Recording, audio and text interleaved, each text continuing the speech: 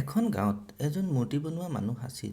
তেওঁ বহুত সুন্দৰ মূৰ্তি বনাইছিল আৰু সেই কামটোত তেওঁ ভালদৰে উপাৰ্জন কৰিব পাৰিছিল। তাৰ এটা ল'ৰা জন্ম হ'ল। সেই ল'ৰাটোৱে সৰুৰে পৰা মূৰ্তি বনাব আৰম্ভ কৰি দিছিল। ল'ৰাটোৱেও বহুত ধুনীয়া মূৰ্তি বনাব পাৰিছিল আৰু বাপেকে পুতেকৰ সফলতাত সুখী হৈছিল।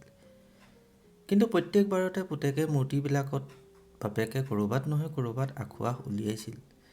তেওঁ কয়, বহুত ভাল কৰিছা, কিন্তু পুনৰবাৰ বনাওঁতে আঁঠুৱাসমূহ দূৰ কৰিবলৈ চেষ্টা কৰিবা।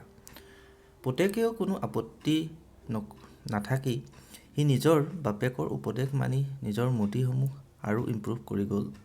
এনে নেৰানেপেৰা ইম্প্ৰুভমেণ্টত পুতেকে মূৰ্তিসমূহ বাপেকতকৈও ভাল বনাব ধৰিলে।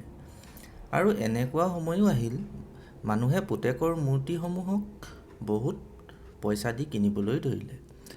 আনফালে বাপেকৰ মূৰ্তিসমূহ সেই আগৰ দৰতে বিক্ৰী হৈ থাকিল। বাপেকে এতিয়াও পুতেকক মূৰ্তিসমূহত ড্ৰবেক উলিয়াই দিয়ে, কিন্তু পুতেকে এতিয়া সেইটো ভাল নলগা হ'ল যদিও সেইবিলাক মন নকৰি সেই ড্ৰবেকবিলাক একচেপ্ট কৰি সি নিজৰ মূৰ্তিসমূহ আগতকৈ উন্নত কৰি গ'ল। এটা সময় এনেকুৱা আহিল, পুতেকৰ ধৈৰ্যই উত্তৰ দি দিলে। বাপেকে যেতিয়া আঁঠুৱাসমূহ উলিয়াই আছিল তেতিয়া পুতেকক ক'লে, আপুনি এনেদৰে কয় যে আপুনি এজন বহুত ডাঙৰ মূৰ্তিকাৰ হয়। যদি আপুনি ইমানেই জানিলেহেঁতেন আপোনাৰ মূৰ্তিসমূহ কম দামত বিক্ৰী নহ'লহেঁতেন।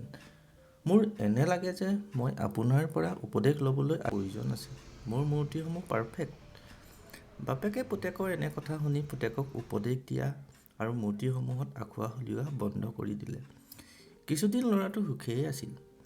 কিন্তু তাৰপিছত সি ন'টিচ কৰিলে যে মানুহে তাৰ মূৰ্তি আগৰ দৰে শলাগ নোলোৱা হ'ল, যিদৰে আগতে কৰিছিল, আৰু তাৰ মূৰ্তিসমূহো দাম বৃদ্ধি হোৱা বন্ধ হৈ যাব ধৰিলে।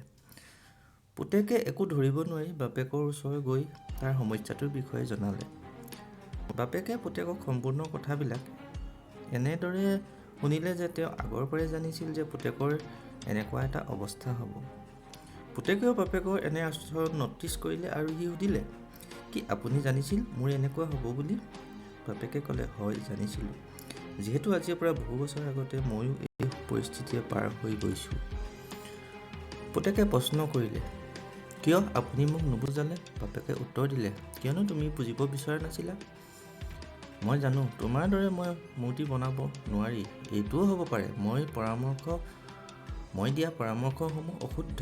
এইটোও নহয়, মোৰ পৰামৰ্শবিলাকৰ বাবে তুমি বনোৱা মূৰ্তিসমূহ সুন্দৰ হৈছিল। কিন্তু মই যেতিয়া তোমাৰ মূৰ্তিত আঁঠুৱাসমূহ দেখুৱাওঁ তেতিয়া তুমি বনোৱা মূৰ্তিবিলাকৰ পৰা ছেটিছফাই নোহোৱা। তুমি নিজকে বেটাৰ কৰিবলৈ চেষ্টা কৰা আৰু সেই বেটাৰ হোৱা চেষ্টাই তোমাৰ সফল হোৱাৰ কাৰণ আছিল। কিন্তু যেতিয়া তুমি তোমাৰ কামৰ বাবে সন্তুষ্ট হৈ গ'লা আৰু তুমি তেতিয়াও মানি ল'লা যে ভাল হোৱাৰ কথাই নাথাকে, তেতিয়া তোমাৰ গ্ৰথ ৰৈ গ'ল।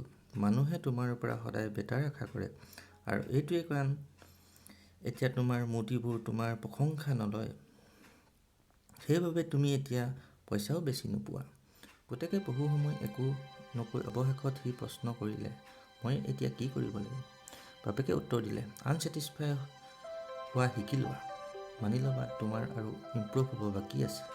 এই এটা কথাই তোমাক জীৱনত সদায় শ্ৰেষ্ঠ হোৱাত প্ৰেৰণা দি থাকিব, তোমাক সদায় শ্ৰেষ্ঠ বনাই ৰাখিব।